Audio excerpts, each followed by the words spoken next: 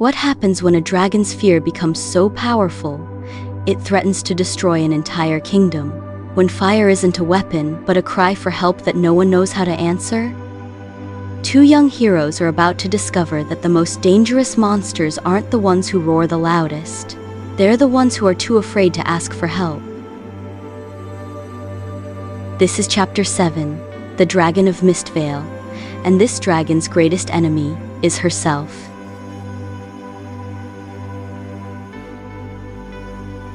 Fennel Whistlewood waits in his cottage with anticipation. Fennel feels a strong sense of excitement. Is it already time for another adventure? Elena and Ivan watched as Fennel Whistlewood opened the wooden box of cards. One shimmered and floated out in front of them, lifting and slowly into the air, turning as if deciding whether to reveal its story. The image of fiery hills shimmered, edges glowing as if lit from within. Smoke curled softly at the edges. "Oh," Ivan whispered. "That one feels nervous." Fennel Whistlewood peered over his teacup, his tail flicking thoughtfully. "Mystvale," he said, "a land of warm stone, rushing water, and a young heart learning how powerful feeling can be." Elena and Ivan exchanged a glance. They had felt that before. When they touched the card together, warmth spread, and the cottage faded. Magic buzzed, and the world breathed them in. Moments later, they stood beneath an ember-red sky streaked with gold. The air smelled of warm stone and fresh water, and far above them rose tall mountains veined with silver waterfalls that hissed and sang as they met the heat. Below the peaks lay a wide valley, green and golden. Farms stretched like patchwork quilts across the land. Wheat bent in the breeze, orchards glowed with fruit. Stone barns and cottages clustered close together, as if for comfort. Animals huddled near fences, and villagers stood in quiet groups gazing up at the mountains. They watched the fires and the smoke in the mountains. They weren't angry, they were afraid. "If the fires spread," Elena said softly, "they'll lose everything."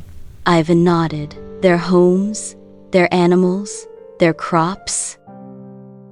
Heat rolled across the land in gentle waves, carrying the scent of stone and smoke. Towering mountains rose around them, their sides streaked with silver waterfalls that hissed softly where cool water met warm rock. A flash of light darted toward them and stopped midair. A tiny fairy sprite hovered nearby, her wings glowing like sparks. "I hoped it would be you," she said, relief softening her glowing face. "You came, thank goodness." "My name is Lumira," she said, "and we need help." As they walked, Lumira told them about Zephyra, a young dragon who lived atop the highest peak. She wasn't cruel, she was frightened, and when fear took hold, her fire burst free without permission. Her fear caused her fire to surge wildly, sending smoke and sparks drifting dangerously close to the valley below. The villagers were terrified, and the fairies had been hiding for days. Zephyra had hidden herself in panic, unaware of the chaos her fear had caused. "The more she tries to push it away," Lumira said, "the stronger it gets."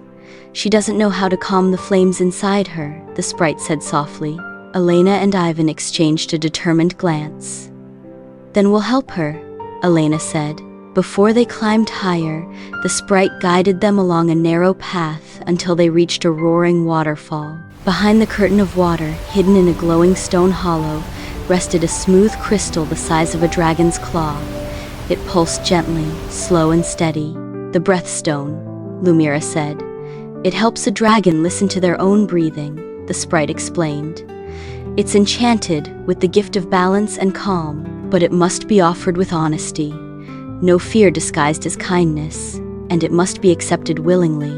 Ivan glanced at Elena, then nodded. "We can do that." Ivan held it carefully. "So Zephyra has to choose to use it herself?" Lumira nodded. "Exactly." The mountain peak was scorched in places, blackened stone frozen mid-melt. At its center lay Zephyra. The young dragon was curled tightly, wings wrapped around herself, smoke drifting unevenly from her nostrils. Bursts of flame flickered beneath her scales, uncontrolled and unpredictable. When Zephyra sensed them, her head snapped up. Fire surged outward. Ivan felt fear tug at him, but he stepped forward anyway. His voice was steady and calm. "We're scared," he said, "but we're not here to fight you.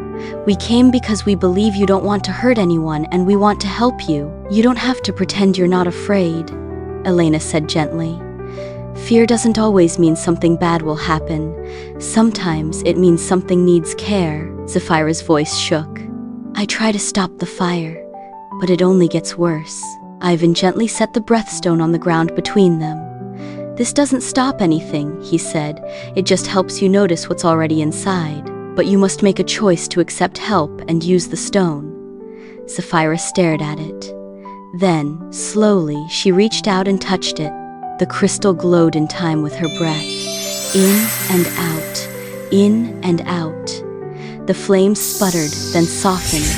Her shoulders lowered. Her fire no longer surged. It glowed steady and warm.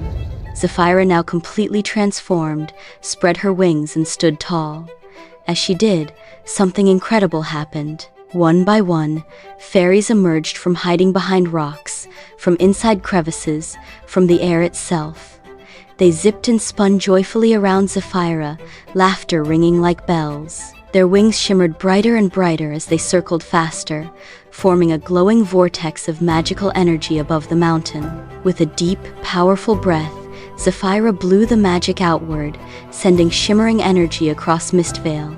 Smoke cleared, fires calmed. The air cooled gently, and the realm grew quiet and peaceful. From down below they would hear the villagers cheering. Zephyra smiled and lowered her head toward Ivan and Elena, her eyes bright and clear and her complexion renewed. "You helped me without trying to control me," she said. "You didn't try to fix me and you trusted me to learn," she said. "That matters a lot. I thank you for your kindness and care. And if there ever comes a time when you face an enemy and need an ally, call for me. I will be honored to help." Ivan smiled, relief and pride filling his chest. Elena watched in wonder as Zephyra stretched her glowing wings to full height, ready to fly. They have successfully completed their quest. As the glowing card pulsed once more, Elena and Ivan touched it together and stepped back through the magic. Behind them, Zephyra took flight, her fire steady, her fear no longer in charge. Somewhere in Mystvale, a dragon remembered her promise. And somewhere deeper still, the magic stirred, waiting for the next card to awaken.